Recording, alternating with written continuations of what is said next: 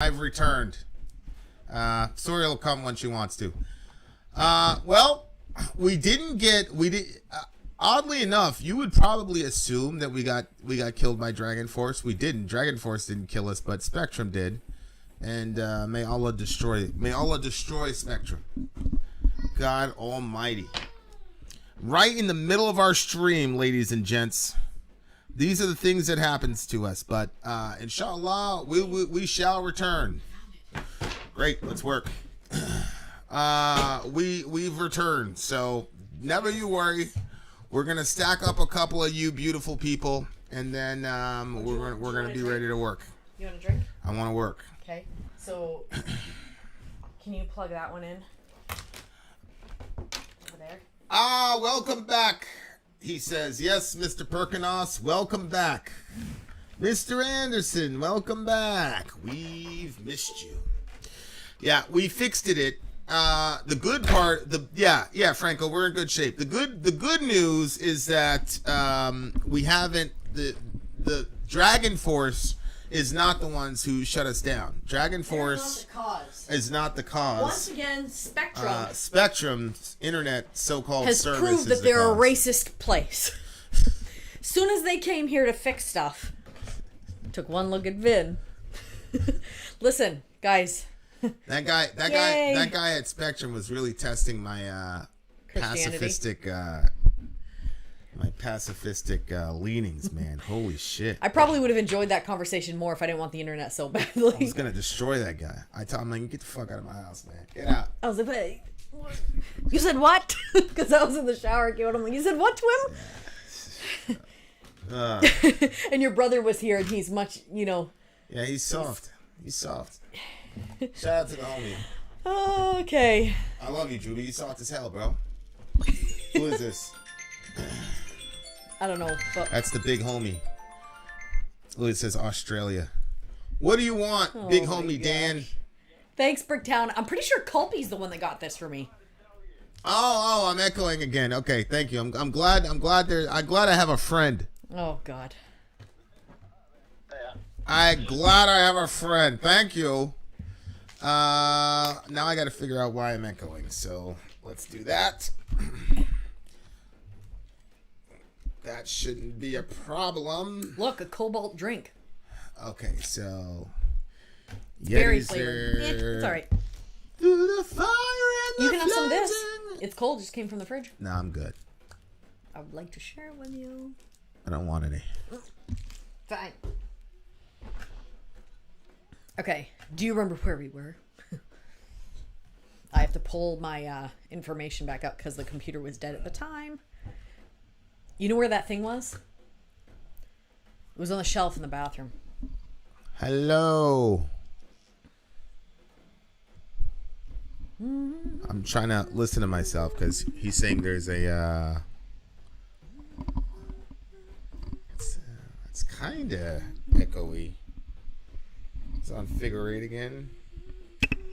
Let's try Omni.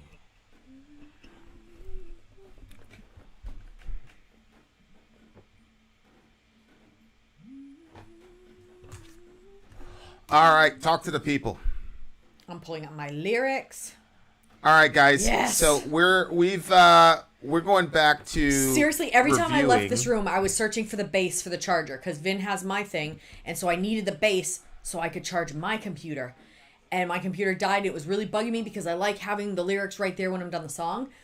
And I was searching everywhere. I searched under the bed, all over the floor, in the bathroom. I was searching all over the place. And then finally, I knew I needed to come back. And I was like, Lord, please help me find that. And I looked, and there it was, right on the shelf. Mm-hmm. Where the towels go. Okay, ready? What do you mean ready? We're almost done the review anyway. So. Yeah, I know, but I'm asking if you're ready to finish. Yeah. Okay, guys, so we're going to go back to what we were talking about with the song, and then we got one more, so stick around. Yeah, so it's really interesting, like, if you make it a minor chord, slow-paced song, it's going to be a depressing song about how horrible war is. Mm-hmm. If you make it a major chord, fast-paced song, it's going to be an inspiring song about overcoming adversity. Right. So, it all, like, all all those things like come together to make a song like what it is, and it's mind-boggling to me like how we can do that. And like Tone is everything. Huh? Tone is everything. That's why you gotta be careful with your text messages. Yeah. I mean, yeah, it's the tone, but it's the entire package about what you're trying to do with the song and with the instrumentation. Like when you're like trying to set the it's like setting the table almost, you know, and it just depends on what's going on with the band. Some guys won't write any lyrics until they hear the music. Sometimes it's vice versa. I mean, every band is different. Like ours, like we started with the music first. I started with the music. Yep. I had written the whole song from A to Z, and then as I was writing it, I'd put lyrics in it. But I was mainly trying to figure out the guitar stuff. Yep. So yeah. So it's good stuff. I'm very, very, very, very, very happy about this song. So what are rating the song? Oh, this song is an easy 10. But I'll tell you what, I would give this song an 11 if I saw this live and I saw them doing this live. Like, if I saw them be able to pull that off, especially all like the little guitar tricks, it sounded like samples. If I saw that live, they'd get an 11. They might get 1,000. Who knows? Wow, 1,000. But I mean, I have to see that live first, though. If they can do it live, the sound itself was a 9. For me, well, I mean, probably the sound itself brings it to a 9.6.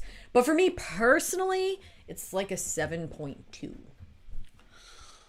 I'm not even going to touch that one. There you are, dear listener. Why? Because you still forgive, Sori. I mean, nothing can be done. Listen, that's my opinion. Nothing can be done. Vin out. Sori out. Down. Oh, no. We have one more song. Oh, my goodness. DJ Franco. Okay, so this is Shadows Fall of a King. No, wait. Shadows Fall. King of Nothing. King of Nothing. Sorry. I got a little distracted Fall of there. a King. Holy moly. I know. Enoch is right. That would have been a fun title. Fall of a King. Ooh. Cardioid Vin, not Omni. I'm on Cardioid right now, little bro.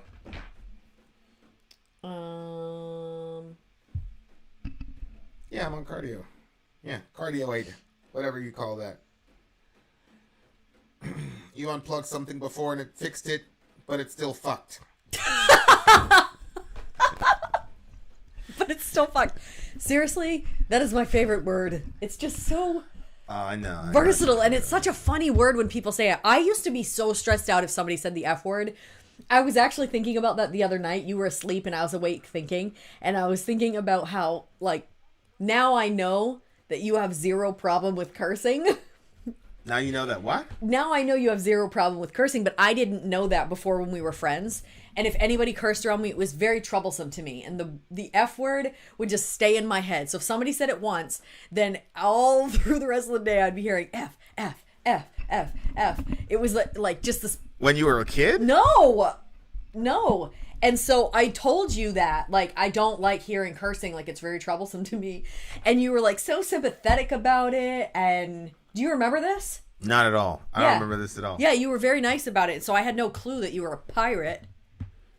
I'm not a pirate. Just I'm playing ping pong or Madden, and some dumb play happens.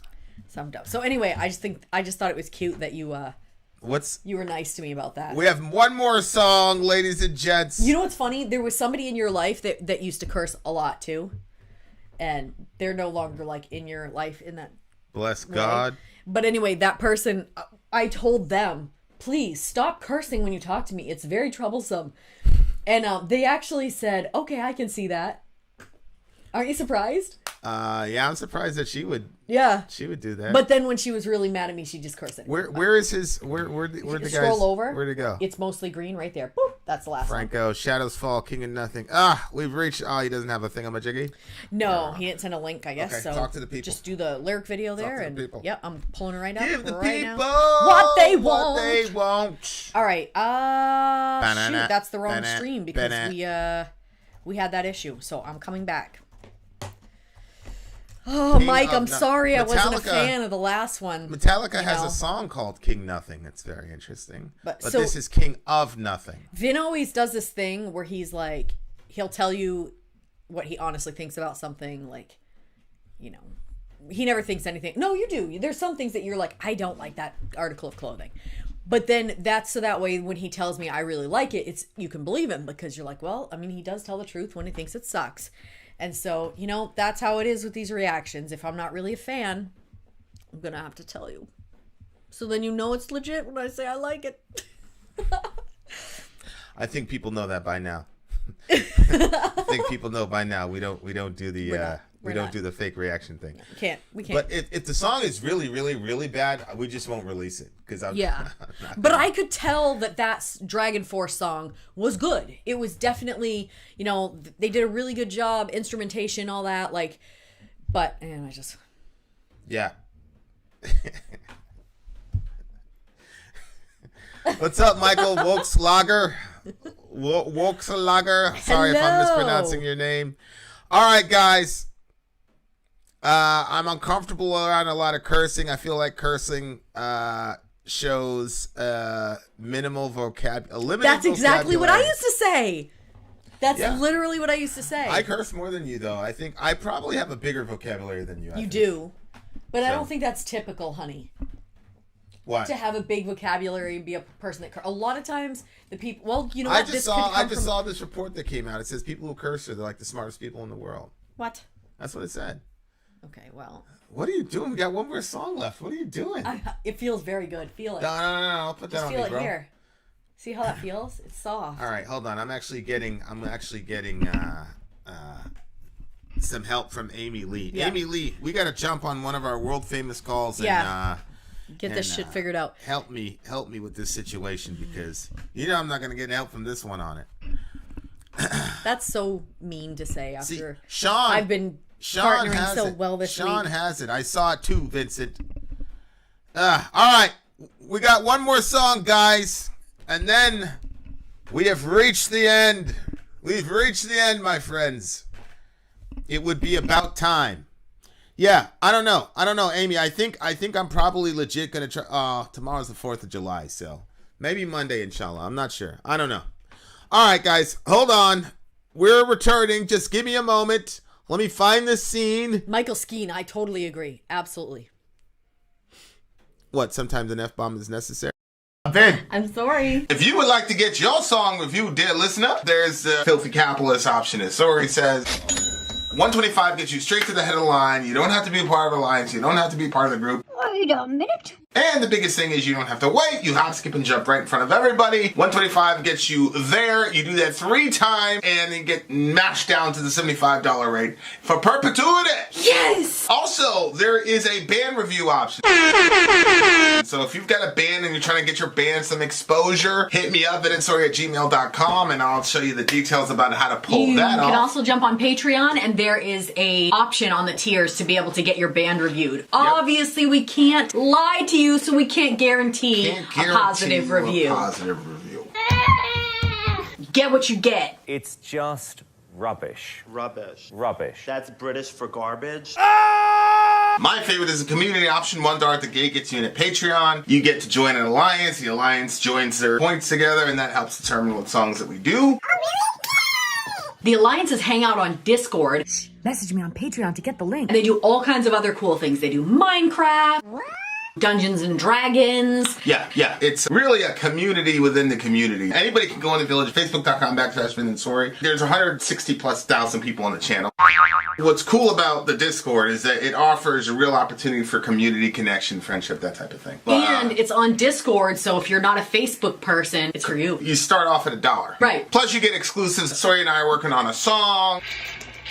So the first 15 seconds of that was on Patreon. Also, at $15 tier and above, when we actually debut the video, they're going to be there live with us. There you are, dear listener. Buy our merch. And a child shall lead them. So buy our merch. To buy how much? All right, we are doing a FireStream for the big homie Mike. He is Yes. DJing the whole night. That's a live stream where someone wants to show us a few of their songs, a small bit of their collection that they've gotten over the Small years. crew. Yes. So Mike is sharing those songs with us. Sadly, we are on the last song of his list. Definitely there will be some more from his list that I'm going to go back and listen to tonight. But in the meantime, we're going to do Shadows Fall, King of Nothing, which I do not believe... We've never heard Shadows Fall before, have we? No, I don't think so. Okay, so this could be a new one, unless there's something I'm not thinking about. So, I'm really Search your liking channel these. right here. I'm really liking these DJ streams from these guys. oh, I know, it's because so fun. It also gives you a little Idea of what they're like. of the person. So Yeah. like now I'm like, oh, I got my pegged here. I'll tell you what it's done for me. Before, we were reacting to songs and then we'd put the videos out for everybody. Sometimes, we'd live it, but doing it this way, it feels more like it is a circle of friends. Yeah. That we're not just like reactors that are like over here reacting for you guys, but that we are part of it and we're all reacting. It just so happens we're on camera. Yeah, if you look at the Patreon thing, it talks about like the human experience and all the rest of it. And that was always kind of like when I decided we're going to continuously do the channel, because it was originally it's just a hobby. Yeah. But once you start to see, like, it provides a window into the soul of the person. Yeah. But when you do them like back to back to back, it really is kind of cool to be able to be like, holy shit, man. Like, okay, that's what this guy's on. All right. Yep. So, not just DJ Mike, everybody that's been doing these fire streams, man. We're really, really cool. The Lone Really, really Ranger cool. was a fun one too. Yeah. Tony, shout out to Tony Lone Ranger. All right, ready? Okay. So Here we go, Mike. Are you ready? This is Shadows Fall, last song of the night. I know all of us are a little bit sad, a little bit emotional, but let's have fun, guys. Let's go. Shadows Fall, There King will of be Nothing. more. This better be heavy, bro. Hit the lyrics, hit the lyrics.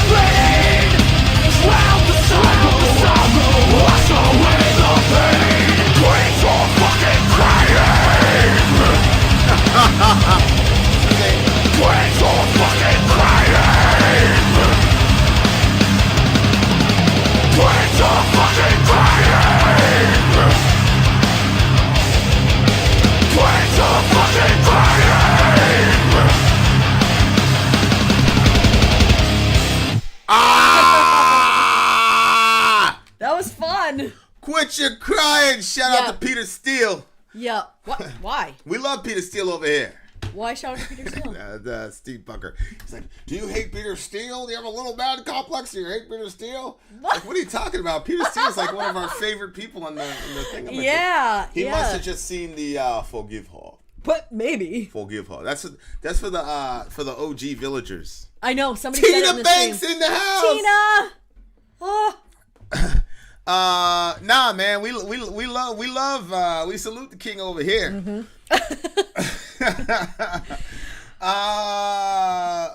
But that forgive her thing was forgive all.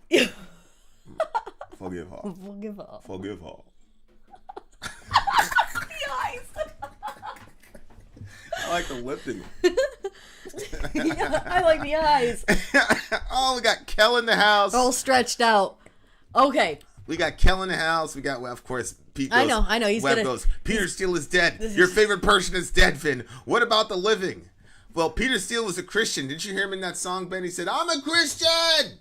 So he's not dead. So there's that. God is a God of the living, not the dead. So Peter Steele is not dead. He's just asleep with his Lord, inshallah. Mm-hmm. Okay. It was gone before you ever had a chance. Well, hold on. Did you get a little bit of a Metallica vibe with the vocalist? Oh. I don't know. I got a little bit of excitement vibe. Like Justice for All era James Hetfield is what this I can kind of throw in with you on that. Sounds like. Yeah. Justice for All level. Sure. Okay, so go ahead. What did you like about the song? It was fun. And it had a certain level of what felt like pettiness to it that I like. You like when people are small, huh? Yes, it's very entertaining. Kel says more Pantera than Metallica. But Kel's probably right. Yeah, I do. I agree with that too. Okay, so before, yes, I do like a bit of pettiness. But then when I started finding myself becoming a petty person, it wasn't funny to be petty. It's just funny to see petty. I was having a conversation with someone. I said, God bless you. I'm going to let you have the last word because you need it. And I was being 1,000% sincere. I was being 1,000% sincere. Yeah, well. Because as I was talking, it became clear to me this guy, he needs this today. Because you don't know what kind of day people are having. Yeah. You know, people, when you get in a conflict with somebody, you're only thinking about yourself. Mm-hmm. You know what I'm saying? I'm talking about like the general you.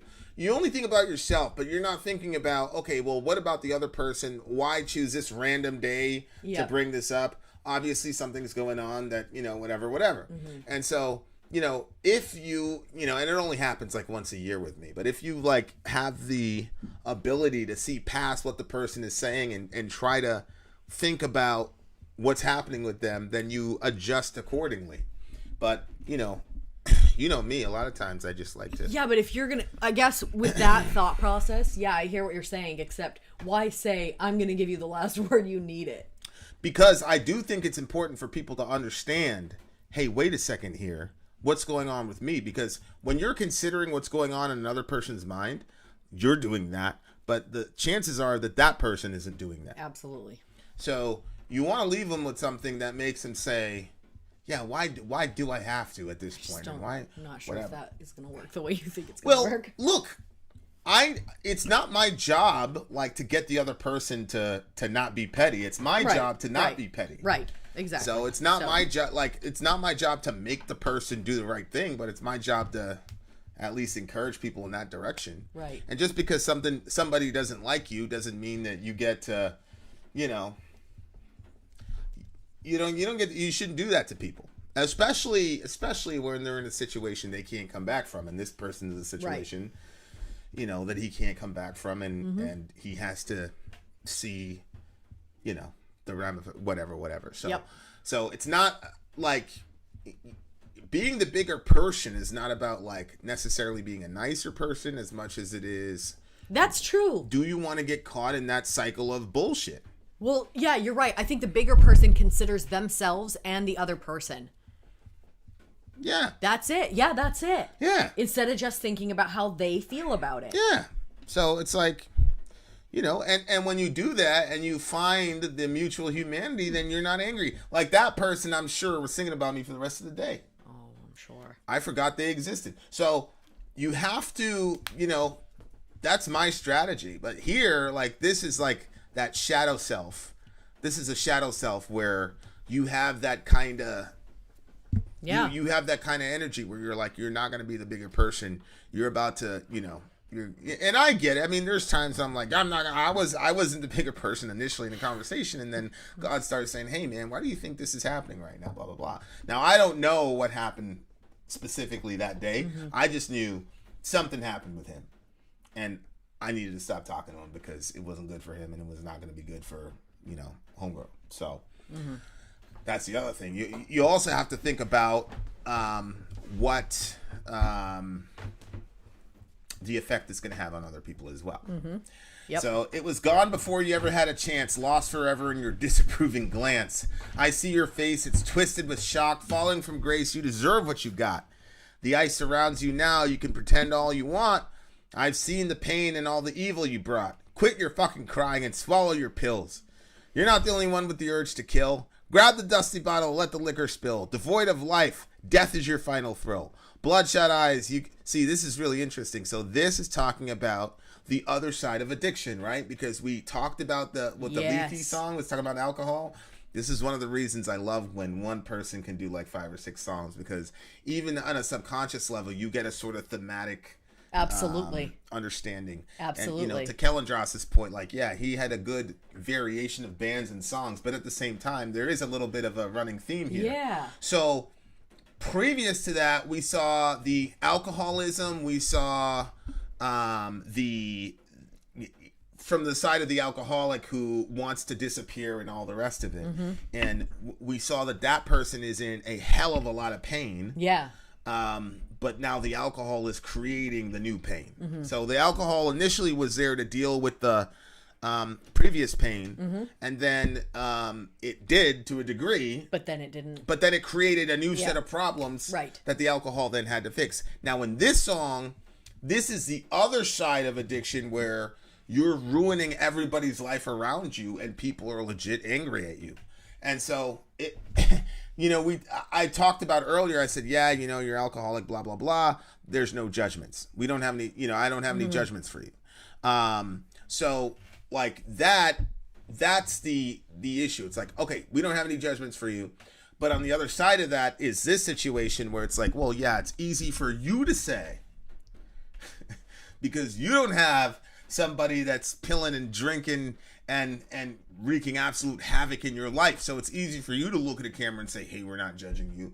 But what about the people that are actually, because I there's nobody in my circumference right now that's ruining my life with alcoholism or pills or whatever. So it's easier for me to look in the camera and say, hey man, I don't judge you. But what about people in this situation?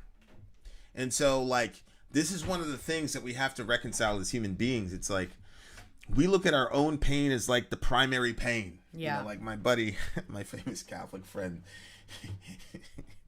Tucker Carlson is saying the NSA spying on him. And my friend goes, none has suffered as Tucker Carlson has suffered.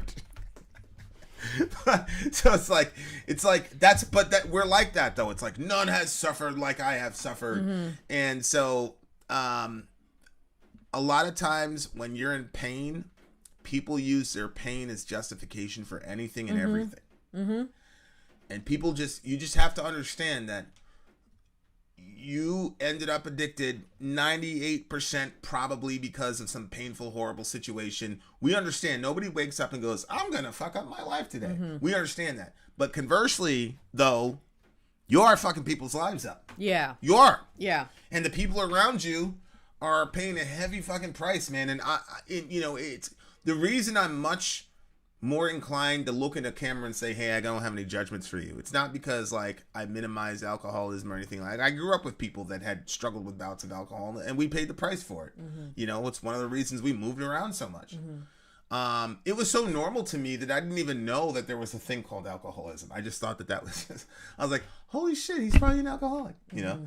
But I mean, honestly, he got through it. and he basically pulled the Ben Webb, and he basically stopped on his own power. Basically, Wow. He just stopped. So shout out to the homie, but like I'm much more comfortable looking at the camera and saying we don't judge you than looking at the camera and saying we judge you, because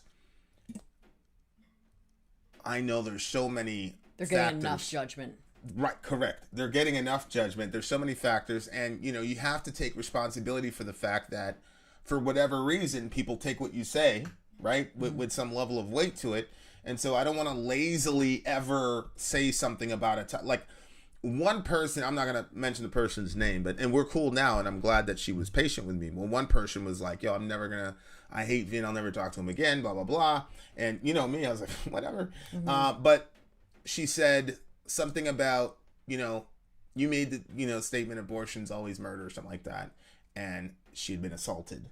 And so she made a very difficult decision. And we're never, ever going to compromise on that, ever. No, abortion is wrong, period. But it was a real cool opportunity because she gave me a second opportunity, and she wrote out this big long thing about what happened, and I read it, and it was so cool because Laura was like, man, just shut up, don't say anything, just read it and listen to her. Don't say anything. Like, everybody feels like you have to respond all the time, especially a person like me. I get kind of trapped because that's a persona. And so I messaged her. I said, I read what you said. I'm not going to rush a response because I'm trying to, and I actually really never truly got back to her and said what I wanted to say, but we talk all the time. And she's a major contributor over at MA.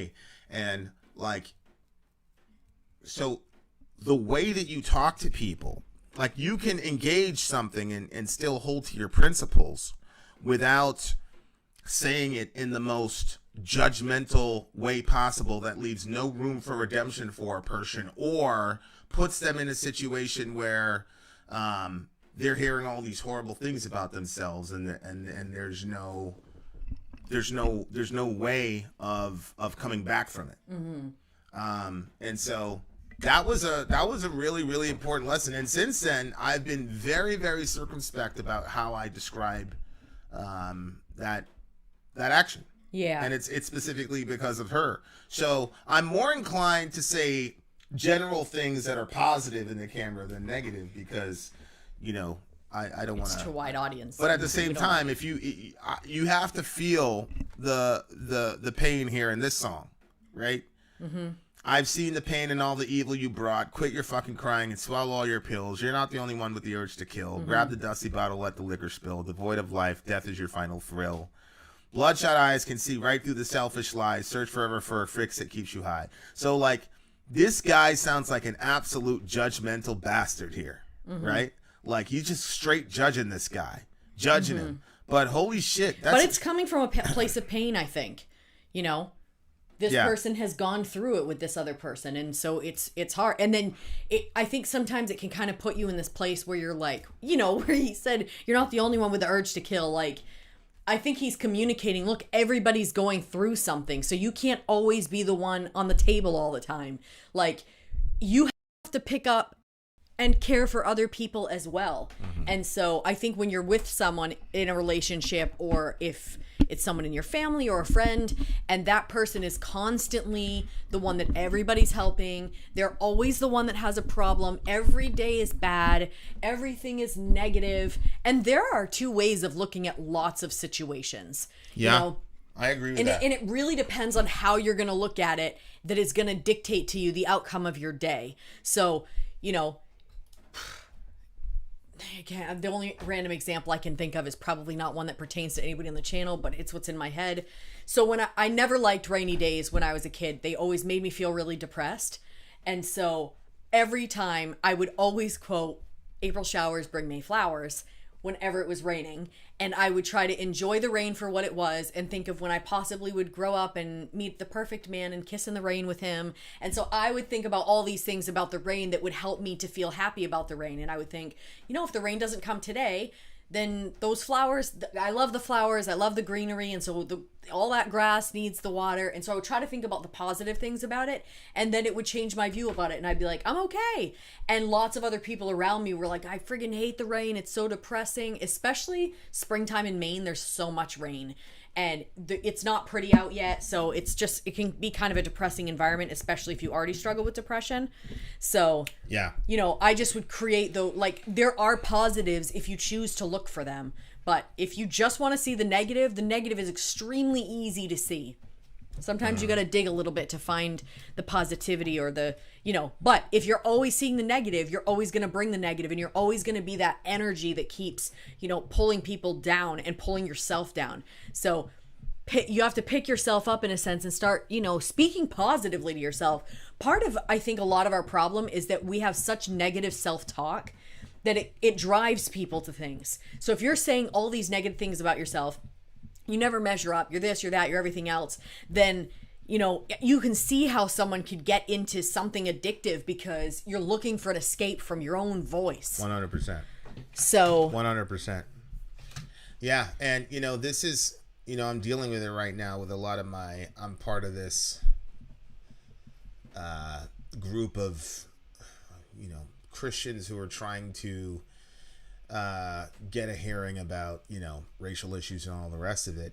And there is a hell of a lot of resentment and just straight up anger and just plain just hate. Yeah. And so I'm like, yeah, man, I get it. But, Jesus tells us to pray for our enemies. So Chauvin got sentenced, and I'm like, I posted, hey, we need to pray for him that he meets God because, God says that he takes no delight in the death of the wicked. Wow. And the wicked should turn from their way and live. So that means A, God is not happy at people's destruction. B, God is happy when people come into the family. So I'm like, we should pray for those things that make God happy and pray against those things that upset him. And I understand they were caught up in the heat of the moment, said certain things of that nature. You're centering the perpetrator and the victim, blah, blah, blah. I'm like, no, I'm not. When Jesus tells us to forgive, he's releasing us from the bondage of always thinking about that person over and over again. Because when you're consumed with this much hate like this guy has, I'm not going to say that he doesn't have the right, humanly speaking, to be that angry. But it's you got to ask yourself, okay, what are you accomplishing? What are you trying to accomplish? And sometimes you can become so hateful and bitter that you end up with that scorpion mentality that basically says, hey, I don't care if I live or die. Matter of fact, if I die taking you down, that'll be enough. And now that person has effectively completely destroyed your life. They've completely overtaken you. They've won. Because if they can get you to kill them in your act of killing, you've essentially ended your own life. And so, Jesus tells this parable of the unmerciful servant, and at the end of the parable, the unforgiving guy ends up in a prison. Yeah. And, as Lewis says, and as, our Eastern Orthodox friends say, that hell is essentially a door locked from the inside. Like, you chose to hang out in bitterness and rage and anger. So when, and bitterness, and that goes inside of you and picklifies your soul. And now you're just a sour, disgusting person who is as bad as the person that you're angry at. I haven't had this conversation. The same rope you can use it to climb up the side of a cliff and see amazing sights, or you can use it to make a noose. You decide what you're going to do with that rope. Yeah. And this is this conversation I haven't had, but this is a guy who, did horrible things to kids or whatever. And you're back and forth talking to him, and you find out that what happened to him, that happened to him when he was younger, but he stayed in that. He stayed in it. Oh, so when he did it to somebody, and you're like, yo, you just wounded somebody else. He said, I don't care. Nobody cared about me. I don't care. Like, I could just tell, like, this guy's completely lost it. He's lost his life. Yeah. He's lost his life because all that bitterness and anger only served to turn him into a more corrupted. It's the last look. That bitterness and that anger, that altercation that you had with that person, the bitterness and the anger and the temptation to hate them is the last blow that they struck you with. And so what Jesus is saying is, hey, how about you just don't internalize that so that they can beat you. How about you push that to the side so that you can go on with your life. But the other option is to take a burning coal and squeeze it as tight as you can. Because that's the deception of resentment and bitterness and vengeance and revenge is. And, you know, that's like the universal sign is the clenched fist. What they don't tell you is that inside the clenched fist is a burning coal. And the tighter you hold that fist, the more damage and scar tissue you're doing 100%. To your own soul, to the point where you run into somebody else and now they got to dig through 9 miles of scar tissue to get to who you are as a person. And you don't even know who you are anymore because you're completely consumed by your hatred of a person. So like I'm looking at these lyrics, and I'm like, yeah, bro, I've been through it to a degree, right? Like I'm not gonna say I know exactly what this person is going through, but I mean I had an entire summer where I had a particular person in my house. I would literally scrape them up off the floor every night because they would just OD on pills every night. And so you didn't know if they're alive or dead. I used to poke them and be like, okay, they're moving, that's good. And then I'd pick them up. See, they had no idea how they got there. So in the daytime, me and this person were at war, and then at night I'd be picking them up and bringing them to that the entire summer. So alcohol, drug abuse, all those things, like I grew up with them. But, you know, I thank God that, you know, he released me from all of that. And it was really that summer. That summer really changed a lot for me, like really internally. Yeah. As far as how I approach people, how I interpret people. The summer you spent like a bunch of time in HOH. I was praying like I was probably 5 hours a day. I was probably praying for 5 hours a day. And then I got a lot of real crazy revelations in that time period. But yeah, it really changed how I handled, you know, revenge and all those types of situations. And I'm still me, right? So I was still trying to drill on those guys after that whole situation happened. So I'm by no means a person who's made it or arrived on the turn the other cheek. I'm pretty good about like forgiving people, but that's more because I'm selfish than anything. It's because I just know that if I don't forgive this person, they're going to be in my head the whole time, and I don't want them to be. I'd rather you be in my head the whole day than that person. So I'm pretty good about forgiving because, you know, I see the gain for myself in that.